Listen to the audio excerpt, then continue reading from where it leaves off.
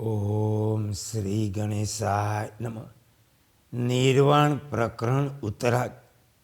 શ્રી વશિષ્ઠજીનું સમાધિ કાળમાં પોતાની સ્તુતિ કરનારી સ્ત્રીનું અવલોકન અને તેની ઉપેક્ષા કરીને અનેક વિચિત્ર જગતનું દર્શન કરવું તથા મહાપ્રલયના સમયે જ્યારે જીવોના પ્રકૃતિમાં લીન થઈ ગયા પછી પુનઃ કોને સૃષ્ટિનું જ્ઞાન થાય, શ્રી રામના આ પ્રશ્નનો ઉત્તર આપો.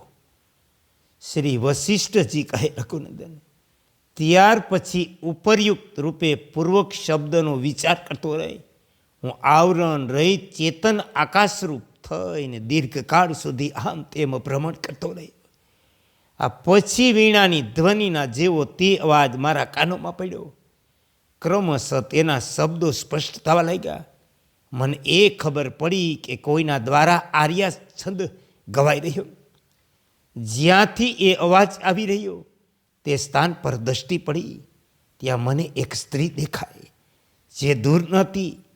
તે સુવર્ણ દ્રવની જેમ ગોર કાંતિથી આકાશ મંડળને પ્રકાશિત કરી રહી. તેના ગળાનો હાર, શરીરના વસ્ત્રો થોડા થોડા હાલી રહ્યા. તેના નેત્રો કેશની લટોથી થોડા ઢંકાયેલા. તેને જોઈને એવું લાગતું હતું જાણે બીજી લક્ષ્મી પ્રગટ થઈ ગઈ. તેનું મુખમંડળ પૂર્ણ ચંદ્રમાં જેવું મનોહર. તે જ્યારે હસતી ત્યારે ફૂલોનો વરસાદ થતો હોય એવું લાગતું. આકાશનો કોષ તેના રહેવાનું ઘર. તેનું સૌંદર્ય ચંદ્રમાની કિરણોને લજ્જિત કરી રહ્યું. તે એવી લાગતી જાણે મોતીના સમૂહથી તેનું સર્જન થયું હોય. તે સુંદર તેજસ્વી સ્ત્રી મારું અનુસરણ કરવા માટે તૈયાર લાગતી હતી. મારી પાસે ઊભી રહી મધુર હાસ્ય ઉત્તમ ભાવ વિલાસતી સુશોભિત તે મનોહારીની સ્ત્રી મધુર સ્વર કોમળ વાણીમાં આ આર્યા છંદનો પાઠ કરવા લાગી. એ મુને, તમારું અંતકરણ તે રાગ, દેશ, કામ, ક્રોધ, લોભ, મોહ વગેરે દોષોથી સંપૂર્ણ શૂન્ય છે. જે અસત પુરુષોના જ હૃદયમાં રહેવા યોગ્ય છે. તમે સંસાર સરિતામાં ડૂબીને મોહિત થનારા પ્રાણીઓના આશ્રય એવા તટ પરના વૃક્ષ છો. તેથી હું બધી રીતે તમારી સ્તુતિ કરું. શ્રી રામ, આ સાંભળીને મેં તે મનોહર મુખ મધુર સ્વરવાળી સ્ત્રી તરફ જોયું. એને એવું વિચારીને કે આ તો સ્ત્રી છે, આનાથી મારે શું પ્રયોજન, તેની અવહેલના કરીને હું આગળ વધી ગયો. ત્યાર પછી લોક સમૂહોથી યુક્ત માયા દેખાવા લાગી. તેને જોઈને મને બહુ આશ્ચર્ય થયું. પછી તેનો પણ અનાદર કરીને હું આકાશમાં વિચરણ કરવા તૈયાર થયો. ત્યાર પછી મેં આકાશમાં સ્થિત જગન માયાનું નિરીક્ષણ કરવા માટે ચિન્મય આકાશ રૂપથી જ્યાં ચેષ્ટા કરી ત્યાં તે બધા જ ઉગ્ર જગત તે પ્રમાણે શૂન્ય થઈ ગયા. જેમ સ્વપ્ન, સંકલ્પ, વાર્તામાં વર્ણન કરાયેલું જગત શૂન્ય રૂપ હોય. આ પ્રમાણે બતાવવામાં આવેલા તે બધા લોક થનારા પ્રલયકાના દસ્યને એ રીતે નથી જાણી શકતા. જેમ એક જ ઘરમાં સૂતેલા અનેક પુરુષ એકબીજાના સ્વપ્નમાં થનારા યુદ્ધભૂમિના કોલાહલને સાંભળતા નથી.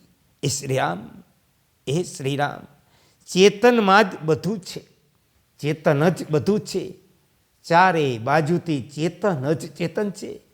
સંપૂર્ણ સતા ચિન્મય તદ્રુપ સંપૂર્ણ સતા ચિન્મય તથા સદ્રૂપ જ છે. આજ મેં ત્યાં પૂર્ણ રૂપે જોયું. આ જે દસ્યોનું દર્શન થાય તે બ્રહ્મપત્ર આકાશમાં પ્રતીત થતા વૃક્ષની માજર છે. બધું ચેતનાકાશનું, ચેતન આકાશનું સ્વરૂપ છે. આ વાતનો મને ત્યાં અનુભવ થયો. સમષ્ટિ બુદ્ધિરૂપી આકાશ સાથે એક રૂપ થઈ વ્યાપક, અનંત અને બોધ સ્વરૂપ થયેલા મેં આનો અનુભવ કર્યો. સંપૂર્ણ જગતની આ માયાજાળ બ્રહ્મ આકાશરૂપ છે. દસેય દિશાઓ બ્રહ્માકાશ છે. કલા, કાલ, દેશ, દ્રવ્ય, ક્રિયા વગેરે પણ બ્રહ્મ આકાશરૂપ છે. જે બધી રીતે નામ રૂપથી રહી પાસાની પ્રતિમા જેવું મૌન અને જ્યોતિ સ્વરૂપ છે. તે પરબ્રહ્મ પરમાત્મામાં યત કિંચિત નામ રૂપાત્મક થઈને જગત કહેવાય. ત્યાં સમાધિ કાળમાં આવા લાખો જગત પણ અનુભવમાં આવ્યા, જેમાં ચંદ્રમંડળો પણ ઉષ્ણ હતા, સૂર્ય પણ શીતળતાની મૂર્તિ જેવા. એ રામ, એ શ્રી રામ, કોઈ જગત પડી રહ્યા હતા, કોઈ જગત પડી રહ્યા, કેટલાય આકાશમાં ઉડી રહ્યા, ઘણા બધા બધી દિશાઓમાં ભ્રાંતિપૂર્ણ પદોમાં પ્રતિષ્ઠિત હતા. આ પ્રમાણે ચૈતન્ય સમુદ્રના ચંચળ પરપોટા રૂપે દેખાઈ રહેલા તે અસંખ્ય જગતોમાં એવી કઈ વસ્તુ છે જે મેં ન દેખી હોય? શ્રી રામચંદ્રજીએ પૂછ્યું કે મુને, મહાકલ્પના વિનાશ કાળમાં જ્યારે સમસ્ત પ્રાણીઓનો સમુદાય મૂળ પ્રકૃતિમાં વિલીન થઈ જાય, ત્યારે ફરી કોને કઈ રીતે સૃષ્ટિનું જ્ઞાન થાય?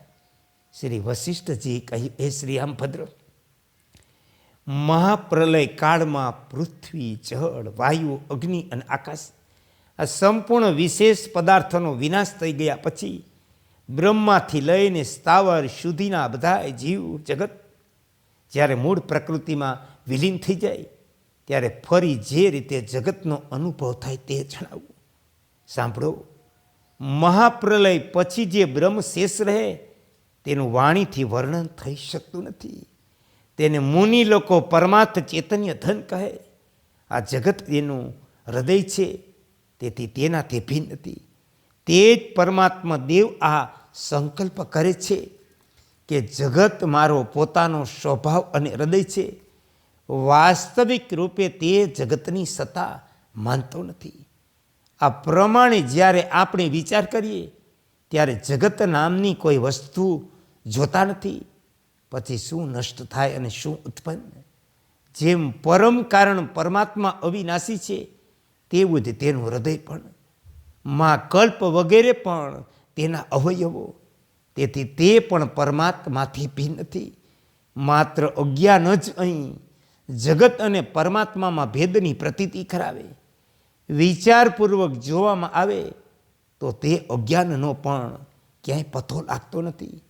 તેથી એકમાત્ર સચ્ચિદાનંદન પરમાત્મા સદા સર્વત્ર બિરાજમાન છે. જગત, તેની ઉત્પત્તિ, વિનાશ સર્વથા મિથ્યા કલ્પના.